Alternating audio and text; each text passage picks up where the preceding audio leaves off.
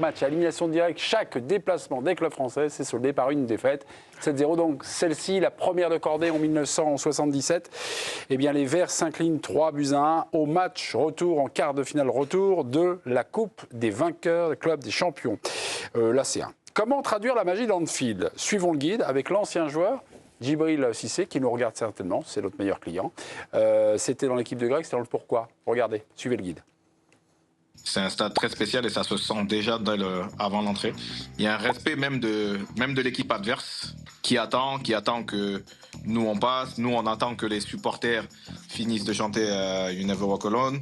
On sentait directement les décibels des supporters et franchement c'était un moment extraordinaire et ça te booste. Si c'est voilà, t'es dans un jour un peu de moins bien, ben, je peux te dire que tu comprends vite et qu'il faut vite te reprendre parce qu'ils ont besoin de toi et ils ont besoin de toi à 100%.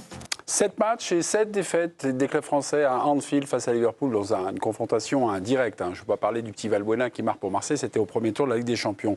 Se qualifier Anfield pour le Paris Saint-Germain, est-ce donc mission impossible? Roland Courbis, alors cette stat, mais vous en foutez. Mais vous en foutez complètement. Et pourquoi? Complètement.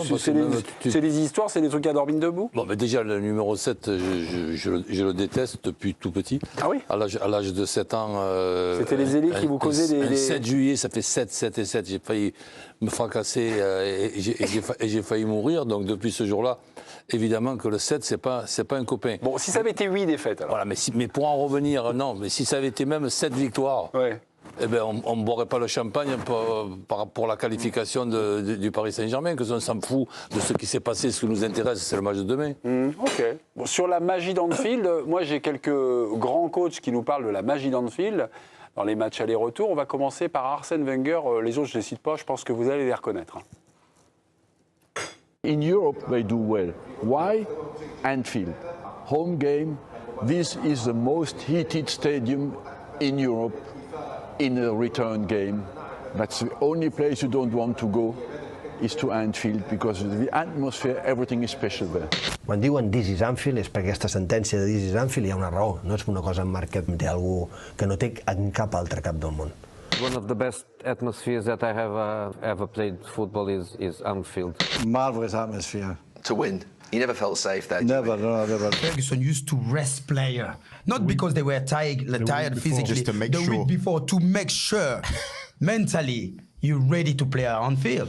Voilà, c'était Patrice Evra. Bernard, vous parlez souvent dans les joutes européennes de culture club.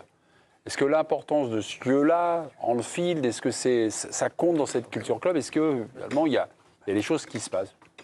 Des choses de l'ordre soit de la tradition, de l'irrationnel. Oui, non, mais moi je crois beaucoup au poids de l'histoire, à cette espèce de certitude que ça t'apporte, de cette habitude de renverser les montagnes.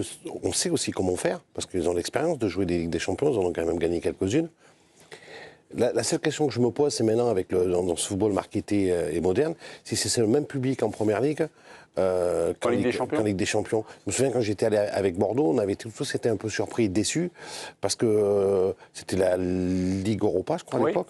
Et qu'en Ligue Europa, les abonnements n'étaient pas les mêmes, et donc les abonnés n'étaient pas les mêmes. D'accord. Et qu'il y avait beaucoup plus de touristes. De touristes, c'est comme quand tu vas à Old Trafford et tu as 10 ou 12, 15 000 Asiatiques qui viennent assister au match dans la semaine parce qu'ils ne peuvent pas avoir des billets le week-end. Ça devient un peu des tours opérateurs aussi, les stades anglais. Donc ça, je n'ai pas la réponse, mais c'est une question que je me pose. Mais il y a un truc que tu as dit, Bernard, tout à l'heure sur le débat précédent, et je pense qu'il va beaucoup peser, c'est que là, tous ces entraîneurs qu'on a vus parler des matchs retour à Anfield avec des atmosphères spéciales, etc., c'était des matchs retour où ils devaient renverser un score. Là, non. Et là, ils mènent 1-0. Et Anfield, cette atmosphère spéciale, elle est là parce que c'est un public. C'est pas un public qui chante et qui est déconnecté du match. C'est un public qui réagit aux actions de jeu et pas seulement aux actions offensives. Aux tacles, aux récupérations, sur contre-pressing par exemple, quand il y a une récupération, le stade s'enflamme. Et c'est ça qui booste aussi les joueurs, qui leur donne cette envie de se surpasser, d'aller renverser l'équipe adverse dès les premières secondes. Ouais. Et là, moi, je ne sais pas dans quel état d'esprit ils vont attaquer le match. Parce qu'ils mènent 1-0 et je ne suis pas sûr qu'ils y aillent player au plancher. Et donc, là, il peut y avoir un petit moment de flottement et le PSG peut en profiter. Flottement du public aussi, parce que là, ils savent plus ce qu'ils vont faire, puisque normalement, ils sont là pour rattraper un but, rattraper 2 ou 3-0. Pas pour en mettre un second. Mettre un second, c'est pas rigolo. Donc, ils savent quand même ce qu'ils vont faire. Non, mais vous êtes en train de me dire que les mecs, parce qu'ils mènent 1-0, Tu verras. ils savent. Non, mais je t'ai pas dit que moi, je connais pas le plan de jeu. Je suis un peu comme toi, je m'ouvrirai pas. Puisque le PSG, sa force, ça peut être les comptes. Mais s'ils ne s'ouvrent pas, ils n'auront pas l'atmosphère d'Anfield. Elle est liée à ce qui se passe sur le terrain, l'atmosphère. Mais eux, ils ont des arguments contre-attaque. Tu comprends bien qu'avec très peu de ballons, tu l'as vu le match. Moi, je te dis, avec un peu plus de justesse, ça peut faire 2-0. Et Jota, il va pas jouer. Il a fallu qu'il y ait une deuxième frappe pour ça. Il y a eu une frappe. Oui, non, avec plus de justesse sur la dernière passe. Il y a eu deux. Faut bien regarder. Il y a deux ballons, ils peuvent transformer et marquer. La preuve, City en a mis 2. Mais bon, pour revenir, Jota. Si Paris est plus juste aussi, ils peuvent marquer. J'y peux rien. Non, c'est Alisson qui a été très bon. Parce qu'il y a aussi des. Oui, il y a une occasion. Non, il n'y a pas qu'une occasion. Bon, les amis, vous discutez pas. Il y a Neves qui en rate. Et Nuno Mendes, son but, c'est de défendre pas que quand Salah est sur le terrain, en fait. Le match, il ne s'est pas arrêté quand Salah il est sorti. Pour lui, oui, mais c'est le problème. Donc c'est une erreur aussi. Pour moi, il y a une grosse occasion, c'est Neves qui l'arrête. Le reste, ils sont là, ils défendent. Aussi, il en a raté une. Et non, le conclusion, Eric Blanc. Pour revenir, ils savent ce qu'ils vont faire. Ils ont un plan de jeu. On va être sérieux. Moi, je ne le connais pas, je ne partirai pas à l'abordage, mais ils ont des arguments pour enflammer en contre-attaque, d'accord. Ils ont des joueurs rapides sur les couloirs, arrêtez de croire qu'ils vont se poser 100 000 questions aussi. Ils vont être compacts, ils vont mettre de l'intensité. On peut parler, mais une seconde de Mo Salah quand même. Tu exagères quand même, Roland. Mais non, mais c'est vrai, parce que ce joueur-là, qui depuis 6 mois, on le regarde marquant des buts à droite, à gauche, et qui a été carrément absent, ben là, il a retrouvé un petit peu le moral avec un penalty côté gauche et un penalty côté droit. Donc, il ne faut pas s'attendre là aussi à voir le même joueur que ce qu'on a pu voir ou ne pas voir au Parc des Princes.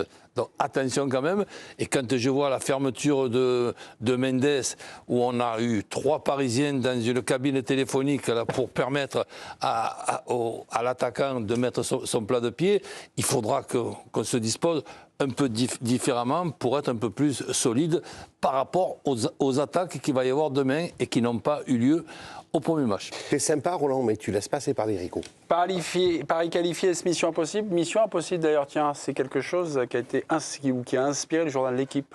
Oui, Luis Enrique qui s'est transformé en Tom Cruise à la une de votre journal ce mardi. Vous le voyez, c'est peut-être le 9e volet de la saga Mission Impossible d'ailleurs, avec forcément en ligne de mire il y avait déjà 8 Dembélé et Mo Salah qui seront. Il y avait déjà 8 épisodes de Mission Impossible. Donc. Le 8e sort en mai là. Ok, d'accord. Tu as vu la déclaration de Slot? Vous l'avez entendu sur Alisson? Non. Que tout le monde, qui a été très bon. Oui. Mais vous l'avez entendu ce qu'il a dit? Allez, dites-nous. Il a dit, il y a 3 arrêts qu'il a fait important. Le reste, il a fait son job. Point barre. Okay. Donc, que les journalistes arrêtent de dire qu'il a été le magicien, le volant. Il a dit, on le remercie, j'espère qu'il sera aussi bon. C'est son joueur. Mais il a dit, il en a fait que 3. Tu ne passerais pas tes soirées avec des journalistes, toi. Alisson c'est pas ça, j'écoute. Non, mais de temps en temps, on s'enflamme pour peu. Le mec, il est meilleur du monde. Il y aura un débat. Alisson a aussi dit qu'il avait fait le match de sa vie. On ne l'a pas forcé, on ne lui a pas mis un pistolet sous la tempe pour qu'il le dise. Merci.